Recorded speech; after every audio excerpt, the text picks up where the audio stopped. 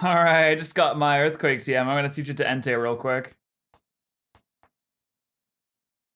Not able? What the f?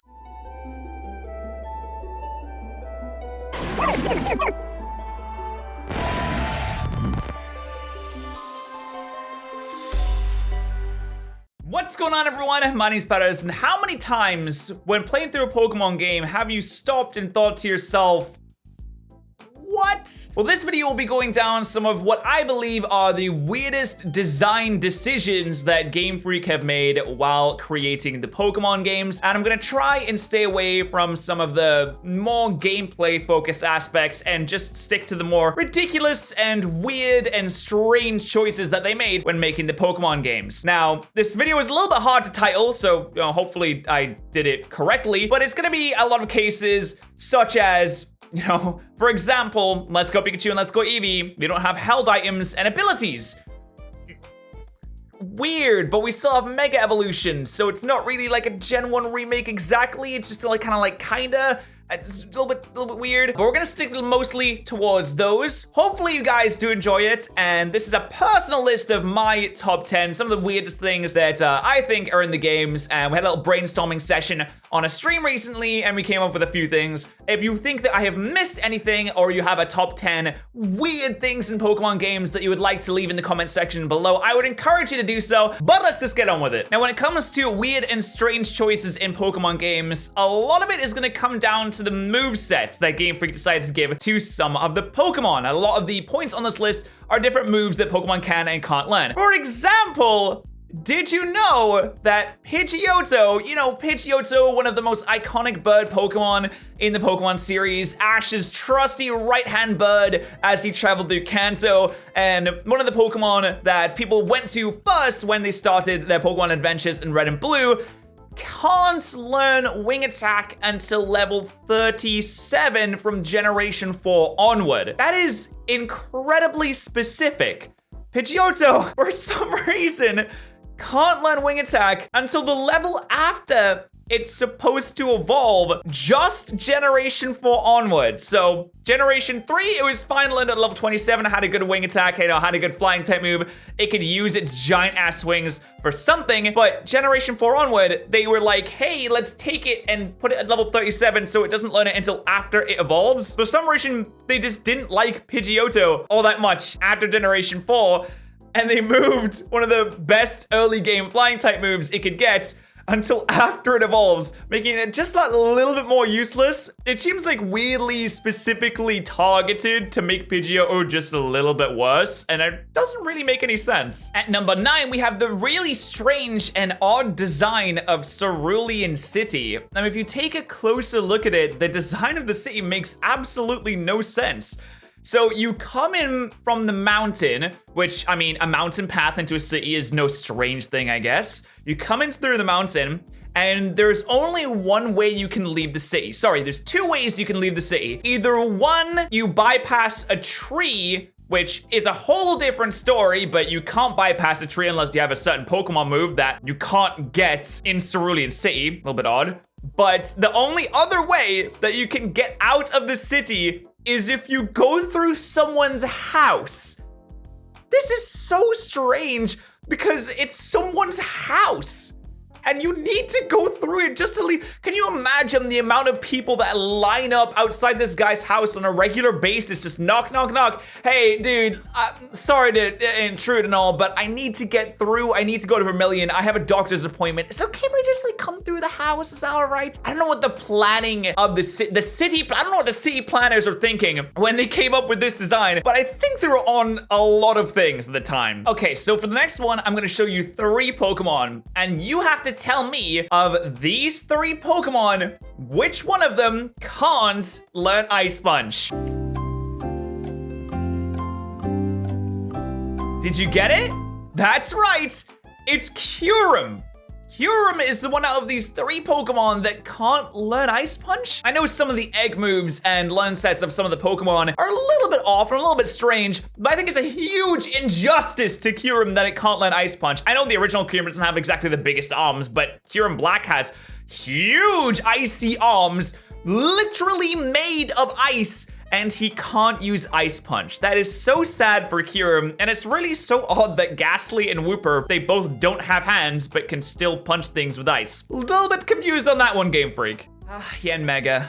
One of the coolest flying types from 4th generation and a fantastic addition to your team. If you're playing through Platinum, I would highly recommend that you pick up yourself a Yanmega as your resident flying type on the team. We just look at its Pokedex entry here. This 6-legged Pokemon is easily capable of transporting an adult in flight. It would be an absolutely amazing addition to your team, and you can give it Fly to make sure that you get around the region easier because it's easily capable of transporting an adult in flight according to the game. No, wait, no, it doesn't learn Fly. It doesn't learn Fly. What? You know, Love Disc is pretty terrible. Let's be completely honest. So maybe it would be good at some point Love Disc got an evolution. Like, oh, hi. This is Game Freak, this is perfect. This is great. Thank you, 5th generation, for finally introducing an evolution to Love Disc and making it really viable. No, doesn't evolve into Alomomola. Love Disc still doesn't evolve into Alomomola. But what's the deal, Game Freak? What's the deal? You thought that Emulite Love Disc would be way too strong so we couldn't have the connection? They look exactly like each other. They look more similar than Pokemon that actually evolve into each other look. It's strange. I don't really understand that one, Game Freak. And I think that no one really understands that at all either, because there's been a lot of complaints about the whole Alomomola situation. I think it would have been great if it had an evolution, but apparently Game Freak thought differently. Number 5, the Amulet Coin. What? All right, looks like you won fair and square. I should probably give you a little bit of prize money. Is this much okay? Whoa, what's that? It's an amulet coin. An amulet coin? What does that do? Oh, it doubles the amount of money that you give me. Doubles? Says who? I don't know, people? Seriously, I don't have... Do you take debit? Yes. Like, you try and make a bet with your friends, and you win the bet, and you go to collect your winnings, but say, wait, stop! I have this coin, pay me double. The logic to that is a little bit iffy on that, I'm not gonna lie. I know it's a gameplay item that's supposed to be able to increase your money, but it doesn't really seem like it was well thought through. Or at least that, or maybe everyone in the Pokemon world is just the most agreeable people and also don't care about their finances at all and are totally happy to give away double the amount of money they were going to because you have a weird coin around your neck. Okay, so my favorite Pokemon is Darkrai. So you probably know where I'm going to go with this, but why is Darkrai not also a ghost type? You can't look at Darkrai and tell me with a straight face that, yeah, no, that doesn't look like a ghost to me. Nope, it's not a ghost. It's just a dark. It doesn't phase into the ground or anything, go through walls and fly around like a ghost or anything. It doesn't have a dark void. I know it's a dark type, but it should be a dark and a ghost type too.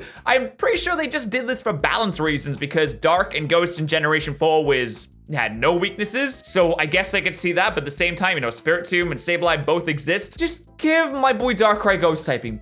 Please, Game Freak, please. And stop nerfing Dark Void too. You did it too much. Okay, time to delve into the weird and wonderful world of Generation 1 movesets. And boy, do we have some doozies for you here today. So first up on the list is Charizard. Now Charizard, one of the starter Pokemon, really strong, powerful flying type, amazing Pokemon for you to take through your first ever Pokemon journey. Guess what move it can't learn? That's right, it can't learn Fly. Our boy Charizard cannot fly in Generation 1. Number 2, I'm only gonna have 3 of those. Growlithe, amazing fire type, truly incredible. A dog Pokemon, so it really makes sense that Growlithe should be able to growl, but wait, it can't, it doesn't learn Growl. And number 3, Lickitung. Really strange Pokemon, really odd choice for Generation 1, but it's still there nonetheless. Giant ass tongue, but guess what it can't do? That's right, Lickitung doesn't learn Lick. Generation 1 was an interesting place. Moving right along to some of the healing items in Pokemon, did you ever notice this little tidbit right here? So a potion heals 20 points of health. A product specifically designed to heal your Pokemon by some medicine company, presumably, heals 20 points of health. That's a very basic one, it's a very cheap one. Water, a bottle of water. Water heals 50 points of health. A medicine specifically designed to heal Pokemon by some kind of very advanced company, I'd assume, is way less effective. Way less effective than just drinking a bottle of water. And not to mention that lemonade is more effective at healing than water is. Also doesn't really make a whole lot of sense either. Does lemonade have healing properties in it more than water does? I guess according to Game Freak it does. And we finally made our way to number 1. Now this is very much a personal issue that I have with 2 of these Pokemon I'm about to tell you about right now. It is by no means an objective list, and this is the weirdest thing in the Pokemon series. This is something that I have always been frustrated with. So let's take Onyx and let's take Oddish. Put them side by side and let's compare some stats. So when you look at Onyx, you might be thinking to yourself, wow, giant rock snake, probably a really big physical heavy hitter. And you look at Oddish and you think to yourself, tiny little weed, doesn't even have arms, probably can't hit very hard. Well, you'd be wrong. You'd be very wrong on that fact. Onyx has less base attack. A giant rock snake has less base attack than Oddish. This is something I rant about all the time because it's one of the most ridiculous things I've ever heard. But yes, it is true. It is absolutely insane, but it somehow sneaked its way into the system somehow. It's made Onyx completely useless, and it makes it a little bit of a laughingstock. In fact, it makes it a huge laughingstock. And let's be honest, Steelix is a little bit better, but not hugely better. Though I do love the design of Steelix, and I love the design of Onyx. Onyx is physically weaker than a weed. So I hope you guys enjoyed this top 10 list. That is my personal top 10 of some of the wackiest things I found over the time playing Pokemon, with of course some suggested by some subscribers and stuff as well. Thank you so much for watching. Like I said, I encourage you to leave your list in the comment section below. Thank you again, and I'll see you guys next time.